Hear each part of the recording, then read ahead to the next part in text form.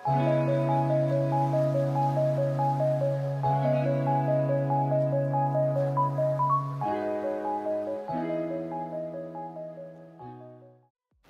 everyone, welcome back to my channel and welcome back to another video.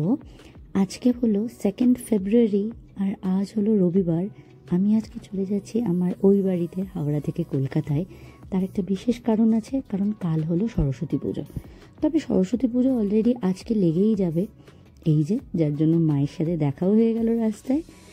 আজকে সরস্বতী পুজো খুব সম্ভবত 2nd ফেব্রুয়ারি লাগছে ওই 12:30 নাগাদ। আর দেখো রাস্তায় যে কী বিভৎস ফগ দেখলাম, একদম কুয়াশাময়। এখন বাজে সময় ধরো ওই 11:30 মতো, কিন্তু দেখলে কে বলবে মনে হচ্ছে যেন ভোর 6টা বাজে। চারিদিক একেবারে ধোঁয়াশার মতো, একটু দূরের কোনো জিনিসই চোখে দেখতে পাওয়া যাচ্ছে না, কি জানি কেন এরকম। তবে শীত কিন্তু একেবারে নেই বললেই চলে, বেশ গুমোট একটা গরম লাগছে। যাই হোক, দেখতে দেখতে আমি আমার বাড়ির কাছে পৌঁছেও গেলাম। আর এখানে এসেও দেখলাম বেশ অনেক কমপ্লেক্সে কিন্তু পুজো হচ্ছে। এটা হচ্ছে আমাদের কমপ্লেক্সের প্যান্ডেল। আর এসে দেখলাম মা অলরেডি চলেও এসেছে। আজকে আমাদের কমপ্লেক্সে পুজো নয়, আমাদের কমপ্লেক্সে পুজো হলো কাল। অন্যান্যবার ঠাকুরকে নিয়ে আসা হয় পুজোর আগের দিন সন্ধ্যেবেলা, তবে হয়তো এবছর যেহেতু তিথি পড়ে গেছে, সরস্বতী পুজোর পুরো প্রিপারেশনই বাকি। তো এখন জাস্ট স্টার্ট হচ্ছে অলরেডি, যেখানে সরস্বতী পুজো লেগে গেছে তিথি। যাই হোক, তো এখন প্রিপারেশন যতটুকু বাকি আছে ততটুকুই করব।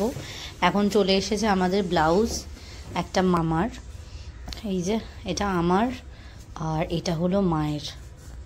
ঘড়িতে এখন ঠিক বাজে 6:23। আর এখন একটু বেরোচ্ছি, তার কারণ হলো ওই সরস্বতী পুজোর লাস্ট মিনিট কিছু শপিং রয়েছে, সেটাই করতে যাব। কিছু শাড়ি রিলেটেড জিনিসপত্র কিনতে যাওয়ার ব্যাপার রয়েছে, সেটা কিনতে যাব। একটা লেগিংস কিনতে যাব, আর আরও কিছু রয়েছে প্ল্যানিং। তো বাইরে যাই, আমার শুধু নয় মারও কেনাকাটির রয়েছে একটু কিছু জিনিস বাকি, ওগুলো কিনতে যাব। আর নিচে গিয়ে আজকে অ্যাকচুয়ালি ঠাকুর সাজানোর ব্যাপার রয়েছে, তবে আমি মনে হয় না যেতে পারবো, কারণ আমার প্রচুর কাজ রয়েছে, কোনো কাজ করতে পারছি না এত কিছুর জন্য। আর কাল বাদে পরশু দিন একটা জিনিস রয়েছে, তার জন্য প্রিপারেশনের দরকার ডেফিনেটলি, কারণ সেটা আমার দিন, আমার বার্থডে আসছে তার বাদে পরশু দিন 4th ফেব্রুয়ারি। সেই জন্য সেটা রিলেটেডও শপিং আজকে করব না, কারণ ওটা রিলেটেড শপিং অলরেডি হয়ে গেছে। তোমরা আশা করছি দেখতে পেয়েছো বা পাবে হয়তো। এখন ব্লগগুলো একটু এদিক ওদিক হবে, যার জন্য কোনোটা আগে কোনোটা পরে এইভাবেই আপলোড হবে আর কি। তো যেটা বলছিলাম সেটা হচ্ছে নিচে আজকে ঠাকুর সাজানোর ব্যাপার রয়েছে। আমি গেলে তো অবশ্যই দেখাতে পারবো, যদি না যাই দেখাতে পারবো না, কিন্তু মা থাকবে সাজানোতে। আজকে ডিনারটাও নিচেই আছে। কি আছে ডিনার, খুবই সিম্পল, কোনো বছরই ওটা আমাদের কমপ্লেক্সে হয় না এই ডিনার, তবে এই বছর প্রথম। সবাই আর কি একটা সবাই সাজায় টাজায়, যারা সাজায় আর কি তারাই বলেছে যে সাজানোর জন্য রাত্রিবেলা নাকি তারা বাড়িতে রান্না করতে পারে না, আর সেই জন্যই এই ডিসিশনটা নেওয়া আর কি। ডিনার আছে, করার ব্যাপার আছে রাত্রিবেলা নিচে। তো কি হবে না হবে সেটা তো তোমাদের সাথে শেয়ার করবই। তো চলো এখন বেরোনো যাক, আর বেশি দেরি করব না, বেরিয়ে তারপর দেখা হচ্ছে। যে লাইট দেওয়া হয়ে গেছে তোমাদের দেখাই, চলো।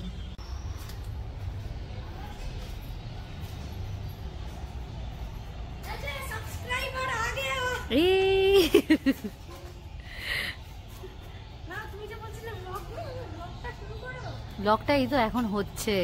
কেমন আছো তুমি? আমার ব্লগ দেখো? হ্যাঁ, তোমার ব্লগ দেখি, ভালো লাগে দেখতে। দীঘা যাওয়ার ব্লগ দেখলাম তোমার। ওলে বাবা রে, কালকে করব, ঠিক আছে? ঠাকুরটা দেখেছো তুমি? না, ঠাকুরের এখনো মুখ ঢাকাই আছে। ভালো হয়েছে না, সুন্দর হয়েছে না ঠাকুরটা? নমো নমো। চলো টাটা, আমি এখন যাই, রাত্রিবেলা আসবো সাজানোর সময়। 8টার সময় মনে হয়।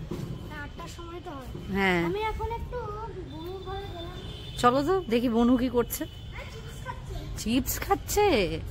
একটা জিনিস তো আমার মাথা থেকে একেবারে বেরিয়ে গিয়েছিল, প্রত্যেক বছর সরস্বতী ঠাকুরের শাড়িটা মাই দিয়ে থাকে। সেই জন্য আজকে তো সরস্বতী ঠাকুরের জন্য শাড়িও কিনতে আসার কথা ছিল, সেই মতন চলে এসেছি। তবে গড়িয়ার রঘুনাথ মার্কেটের অমলা বস্ত্রালয় থেকে মা প্রত্যেক বছর শাড়ি কিনে থাকে। আজকে রবিবার হওয়ার জন্য দোকানটা বন্ধ, দোকান মানে পুরো রঘুনাথ মার্কেটই বন্ধ। সেই জন্য মা একেবারে ঘাবড়ে গেছে। তবে তার পাশেই শ্যামাচরণ মার্কেট আছে, সেই শ্যামাচরণ মার্কেটে মা ফরচুনেটলি একটা শাড়ির দোকান খুঁজে পেয়েছে, আর সেখান থেকেই এখন চলছে মায়ের সরস্বতী ঠাকুরের জন্য শাড়ি বাছাইয়ের পালা।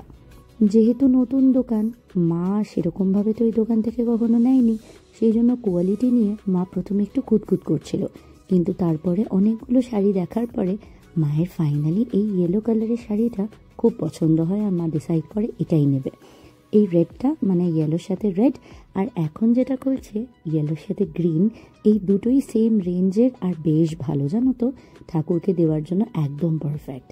আর যেহেতু সরস্বতী পুজো, সেই জন্য কাঁচা হলুদ কালার তো একেবারে ম্যান্ডেটরি, সেই জন্যই মা নিয়ে নিল এই শাড়িটা। ঠাকুরের জন্য কেনাকাটা হয়ে যাওয়ার পরে এবার পালা আমাদের লাস্ট মিনিট শপিংয়ের, আর সেটা হলো বেশ কিছু পেটিকোট অ্যান্ড শেপওয়্যার কেনার পালা।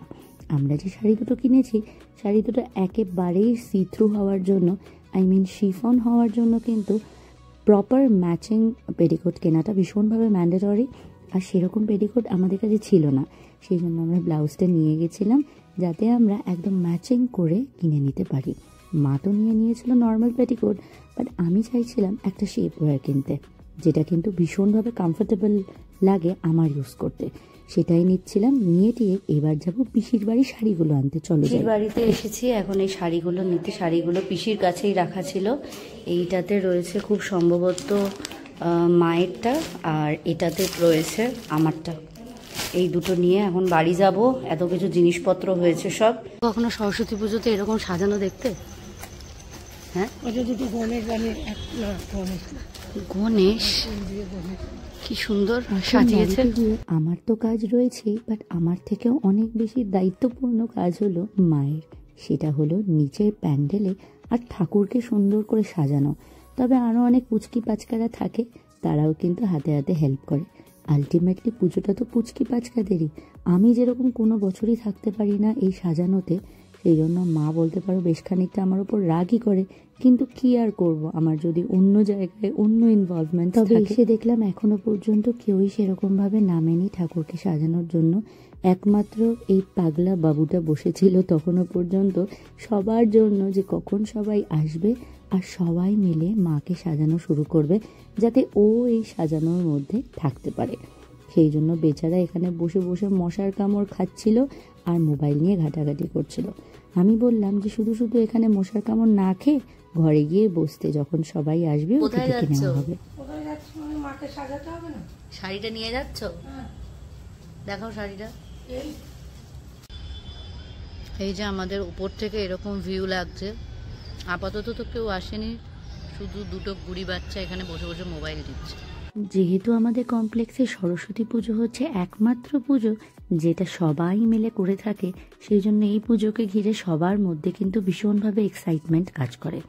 রাত এখন প্রায় অনেকটাই, সাজানো মোটামুটি চলছে যা দেখে মনে হলো।